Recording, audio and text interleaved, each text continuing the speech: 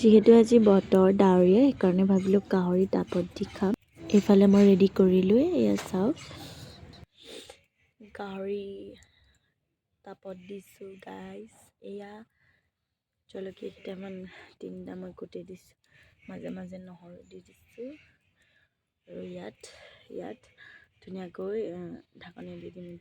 যেতিয়া তাপত যেতিয়া তেলটো ওলাই যাব তেতিয়া জলকীয়া আৰু নহৰু ধুনীয়াকৈ মিক্স হৈ যাব। এয়া নেক্সট ৰেচিপি, এয়া গাহৰি মই তেল উলিয়াই আছোঁ।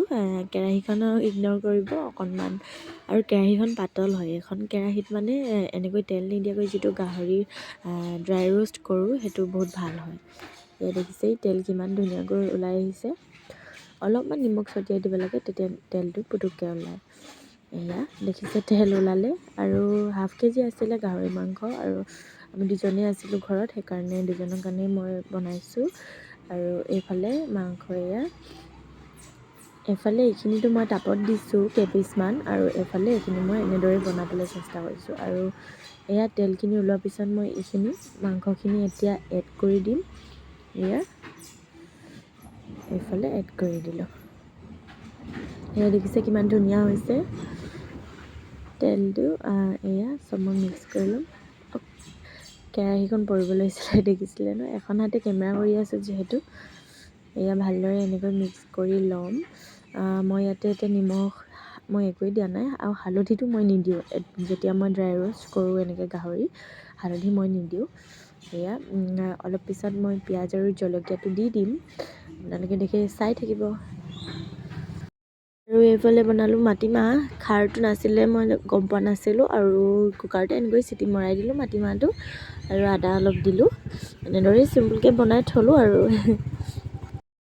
দেখিছে গাহৰি তেল ওলাই আহিলে, আৰু মই ইয়াত এড কৰিম পিঁয়াজ আৰু জলকীয়া। পিঁয়াজ আৰু জলকীয়া দেখিছে, পিঁয়াজ মই ডাঙৰ এটা লৈছোঁ, আৰু মই পিঁয়াজটো আগতীয়াকৈ দি দিয়া নাছিলোঁ, এতিয়া মই পিঁয়াজটো দিছোঁ। এয়া মই হালধি দিয়াই নাই, এনেকৈ ড্ৰাই ফ্ৰাই কৰিলে ন হালধিটো মই নিদিওঁ। ৰেড চিলি অকণমান দিম বাৰু। এয়া গেছটো অলপ বঢ়াই দিছোঁ।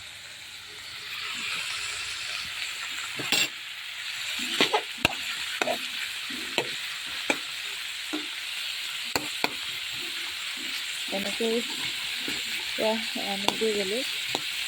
যিসকলে খাই পাইছে নিশ্চয় জানিব সোৱাদটো। এয়া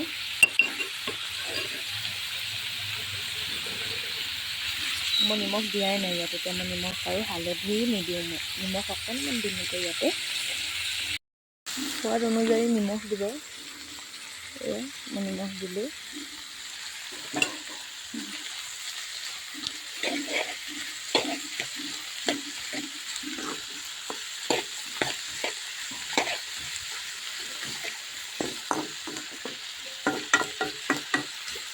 মই এইখন কেৰাহী আচলতে বহুত পাতল হয়, আৰু মানে কি হয় লাগি নধৰে। এতিয়া মই মাংসটো তেলটো মই ফাৰ্ষ্টতে যেতিয়া মাংসটো দিছিলোঁ তেতিয়া লাগি ধৰে ন, দেখিছিলে আপোনালোকে। কেৰাহীখন তেনেকুৱা হ'লে আচলতে ভাল। এতিয়া ইয়াতে মই অকণমান আদা নহৰু দিম। আদাটো নিদিওঁৱেই, মই নহৰু দিম। নহৰুটো আধা থেতালি দিম মই এড কৰি লওঁ।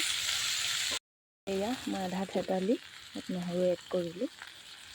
এয়া আৰু অকণমান ৰেড চিলি দিম, কাশ্মীৰী ৰেড চিলি দিছোঁ। সেইটো কালাৰৰ কাৰণে, এইটো অপশ্যনেল হয়, আপোনালোকে দিবও পাৰে নিদিবও পাৰে।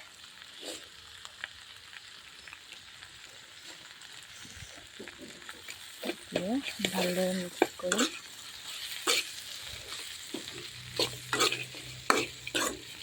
খাবলৈ আচলতে বহুত সোৱাদ হয় এনেকৈ, আৰু গোন্ধটো ইমান ধুনীয়া আহিছে। গেছৰ ফ্লেমটো মই সৰুকৈ থৈছোঁ।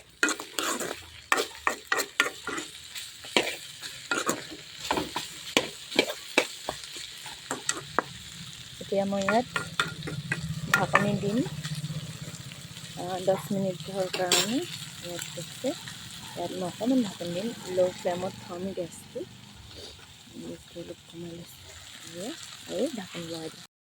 এয়া ঢাকনি লগাই দিলোঁ।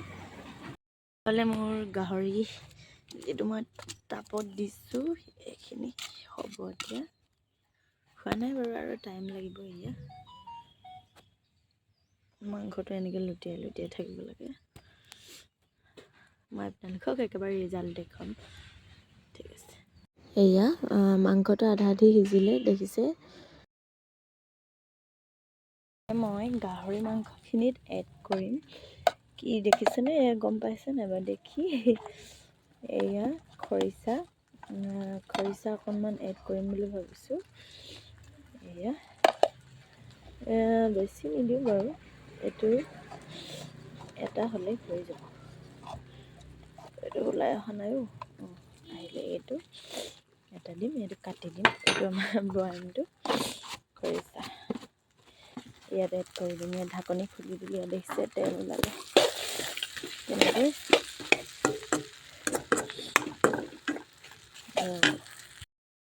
মই পিচ কৰি ল'লোঁ। এতিয়া ৰ'ব, মই এতিয়া এড কৰিম এয়া খৰিচাখিনি।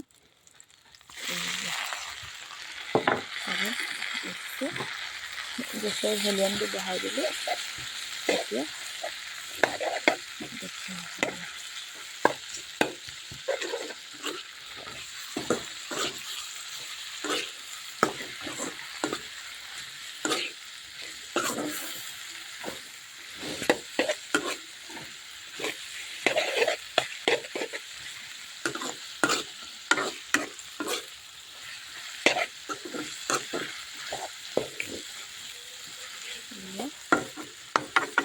ইয়াত মই জাষ্ট অকণমান পানী ছটিয়াই ঢাকনিখন আকৌ মই 10 মিনিটৰ কাৰণে দিম।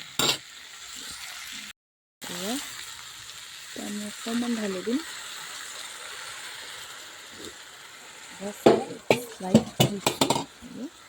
আৰু এতিয়া ইয়াত ঢাকনি দি দিলোঁ।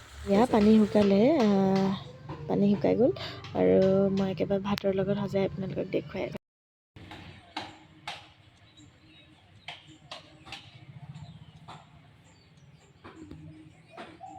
এয়া খৰিচা আৰু গাহৰি মাংস ড্ৰাই ৰোষ্ট, আৰু এয়া হৈছে খৰিকা মানে তাপত দিছোঁ, জুইত তাপত দিয়া নহৰু আৰু জলকীয়া যিটো ফালি দিছিলে দেখিছে কিমান ধুনীয়া সিজি গৈছে। এয়া মোৰ মাটিমাহ আৰু এইফালে ভাত। আজিলৈ বাই বাই তেন্তে, আৰু নেক্সট ভাল ৰেচিপি লৈ আপোনালোকৰ মাজত আকৌ উভতি আহিম।